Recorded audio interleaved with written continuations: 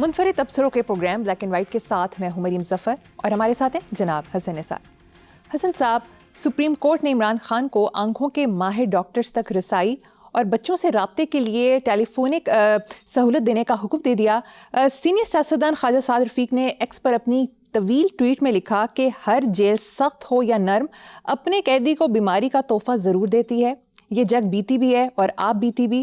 عمران خان صاحب کی ایک آنکھ اور بینائی کے متاثر ہونے کی خبریں تواتر سے آ رہی ہیں۔ میرے نزدیک مریض اگر قیدی ہو اور آپ کا سیاسی مخالف بھی ہو تو اس کے حقوق کی حفاظت کرنا زیادہ اہم ہوتا ہے۔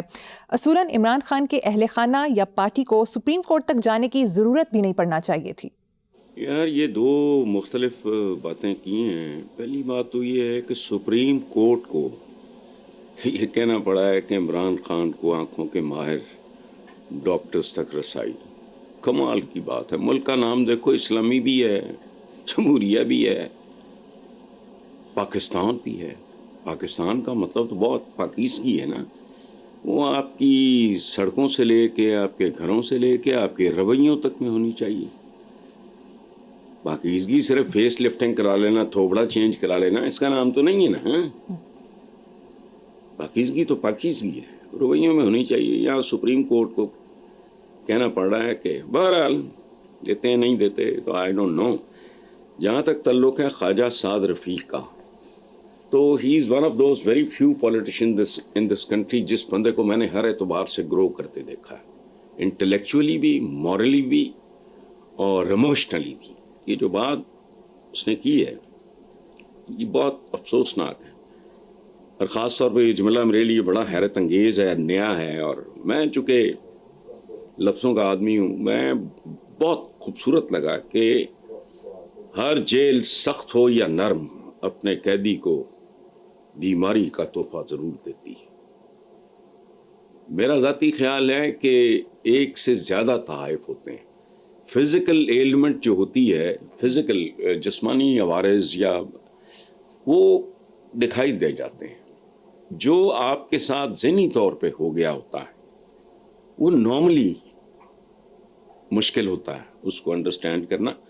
اور پھر یہ کہ اہل خانہ پارٹی کو سپریم کورٹ تک جانے کی ضرورت، یہ وہ سارا نہیں پڑھنی چاہیے، تو بالکل ٹھیک بات ہے۔ دیکھو میر تقی میر کا ایک شعر ہے، ایک سب آگ ایک سب پانی، ایک سب آگ ایک سب پانی، دیدہ و دل عذاب ہیں دونوں۔ یا اور کہیں ہو نہ ہو، ہمارے معاشرے کی پہچان ہے کوئی تحمل، بردباری، انڈرسٹینڈنگ، انسانیت، کوئی پازیٹیو سائن۔ اچھا، اور کمال کی بات ہے، جرائم پیشہ لوگوں کا ملک لگتا ہے جو ہمارا آفیشل سٹینڈ ہے۔ ایک قاتل تھا، ایک مالی طور پہ بہت بڑا وارداتیہ تھا، ایک دہشت گرد ہے۔ یعنی یہ بڑا کنٹری، یہ جو اس کے اعلیٰ ترین منصب تک پہنچتے ہیں ان میں بھی کیسے کیسے الزام لگے ہیں۔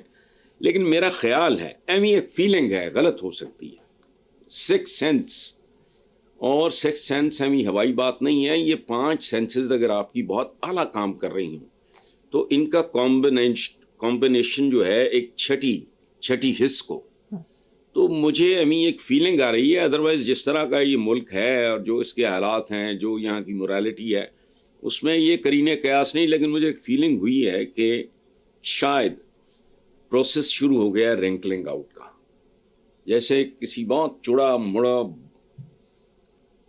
بدشکل ہو چکا پیس آف کلاتھ یا جو بھی کہہ لیں آپ، اس پہ شکنیں ہوتی ہیں، وہ مکروہ لگتا ہے، اس کو پھر استری کر کے اس کی شکنیں دور کی جاتی ہیں۔ تو شاید، یا جیسے فیس لفٹنگ نہیں ہوتی، مکروہ سی شکلیں ہیں، وہ انڈین ایکٹریسز نے کہی، اللہ معاف کرے، ان کی شکلیں بگڑتی ہیں۔ ہمارے یہاں بھی ایسی خواتین ہیں، میں نام لے سکتا ہوں لیکن مناسب نہیں لگتا، وہ جو پڑھولے جا بن جاندے ہیں، پھر وہ ٹین ایجرز طرح ہو جاندی ہیں۔ یہ کھیل چلتا رہتا ہے۔ لیکن ہماری ہر حکومت اس معاملے میں بدقسمت رہی ہے کہ انہوں نے اگر دودھ دیا بھی ہے تو بے شمار مینگنوں کے ساتھ دیا ہے۔ اب مجھے لگتا ہے، آئی ڈونٹ نو، اللہ کرے میرا خیال غلط ثابت ہو، چونکہ مجھے ایسی معاشرے کی اور ماحول کی تعریف کرنی پڑ جائے گی اور میں تو عادی نہیں رہ گیا، چونکہ ہے ہی کچھ نہیں. اور جو کرتے ہیں اس طرح کی باتیں یاد رکھنا تو وہ منافق ہے. اندازہ لگاؤ ہمارا اوقات دیکھو. جین زی ہر جنریشن نئی جن زی ہوتی ہے. زی کے بعد تو پھر رہتا ہے کچھ نہیں. یہ مطلب ہے اس تو بعد بندے اگلی جنریشنز پیدا نہیں ہون گی یا ہون گی تو وہ موجودہ جنریشن سے 100 قدم آگے نہیں ہوں گی. اب بات سنو، وہ جن زی تھی جس نے گھوڑے کو پہلی دفعہ ایک ہتھیار کے طور پہ دریافت کیا، ایک سوار بن کے. یار پیدل دشمن اس کو، پھر اس کی تربیت گھوڑے کی، پھر انہوں نے، یہ راتوں رات نہیں ہوا. پھر کسی نے کاٹھی ڈالی، پھر کسی نے رکاب ڈالی، پھر کسی نے لگام ڈالی. یا نیم خاندہ سے اٹھ کے شروع ہو جاتے ہیں جن جی. وہ کل دی گل ہے، تواڈے دادے پڑدادے انہوں نے جہاز دیکھے بھی نہیں سی. وہ جینزی نہیں تھی. تم جو کچھ اب کر رہے ہو ان لوگوں کی توفیل کر رہے ہو. وہ تمہیں 100 میل کا سفر انہوں نے کرا دیا، تم اب 10 میل اور کر رہے ہو، اگلی نسل آئے گی 15. یہ جینزی جو وہاں سے ویسٹ سے ٹرم آتی ہے اپنے آپ کو تم تو جینزی ہو ہی نہیں. تمہارے یہاں تو ہو ہی نہیں سکتا. تم تو نکال ہو. پورا خطہ بددعا ہوا ہے. بات سنو میری، یہ شرم سے ڈوب مرنے کا مقام ہے لیکن کوئی سوچے گا بھی نہیں. مجھے حیرت ہوتی ہے. کیا وہ سینما کے موجد ہیں؟ انہوں نے بنایا ہالی ووڈ. اتھے چولا نے ساڈے گوانڈ بالی ووڈ در پھٹے منہ. اسی آ کے لاہور لالی ووڈ. اتھے آوارہ کتے سیر کر دے کہ باری، شاہ نور، فلانا، شواب اسٹوڈیو، تو یہ اور کیا تھا، ایونیو وغیرہ. کدھر گئے؟ Lolly would. وہ بالی ووڈ بنے انہیں. تو بس یہ ہمارا سیاستدان اتنا، یہ ٹیچرز ہیں، اس لیے ہم جیسے پیدا ہوتے ہیں. چلو آگے چلو. ٹھیک ہے حسن صاحب، اب اس ہفتے کی بری خبروں میں سے اب تک کی سب سے بری خبر، اخباری رپورٹ کے مطابق غریبوں پر بجلی گرا دی گئی ہے. 2.85 کروڑ گھریلو صارفین کے بجلی کے بلوں میں فکس چارجز کی مد میں ماہانہ تقریباً 200 سے 675 روپے تک کا اضافہ کیا گیا ہے. تو اللہ کرے زور سے تم اور زیادہ دیکھنا ہے کہ مطلب اگر غیرت ہوئی تو کدی نہ کدی تو جاگے گی نا. یہ میرا پرابلم تو نہیں ہے مریم، تمہارا تو نہیں ہے. جو کڑ رہے ہیں ان کا شاید نہ ہو. ٹھیک ہے. اچھا ابھی دیکھنا یہ وارداتی ہیں، آگے گرمیاں آ رہی ہیں نا، یہ بھی گرم ہو رہے ہیں کیونکہ گرمیوں میں بجلی کی کنزمپشن زیادہ ہوتی ہے. یہ ڈاکوں نو پتا کیڑا سیزن ہوتا ہے بھائی، فصلاں آ گئی ہیں فلانا. تو پرانے زمانے میں ڈاکو خاص موسموں پہ ڈاکے ڈالا کرتے تھے. یاد رکھنا جب کٹائی کا موسم ختم ہوتا تھا، کوئی خوشحالی آتی تھی تو پھر ڈاکے پنڈاں چ پہندے ہوندے سی. اچھا اب رمضان آ رہا ہے ماشاءاللہ، ایک گرمی آ رہی ہے اوپر سے رمضان آ رہا ہے. سبحان اللہ. مزید بری خبروں اور مہنگائی وغیرہ کے لیے تیار رہو.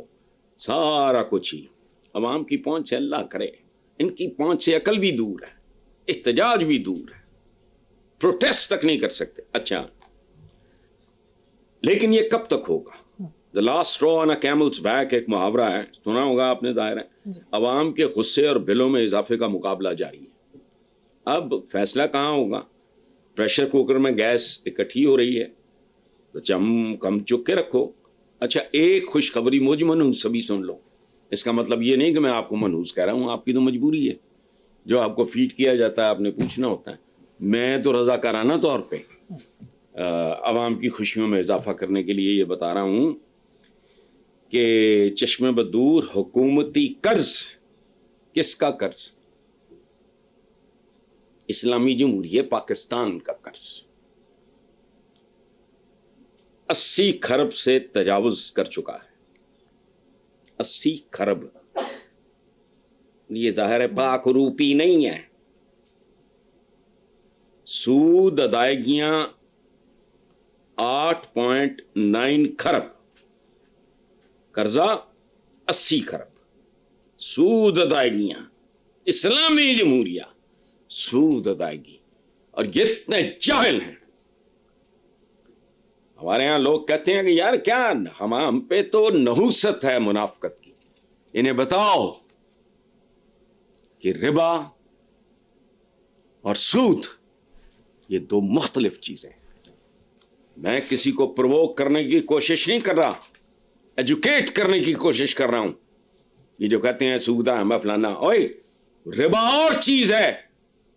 ये जमाने बदल गए। पहले तुम घरों ऐसे घर किराए पे देते थे, बिल्डिंगें किराए पे देते थे, फलानी चीज किराए पे, जहाज किराए पे चलते थे, स्टीमर किराए पे चलते थे, फलाना।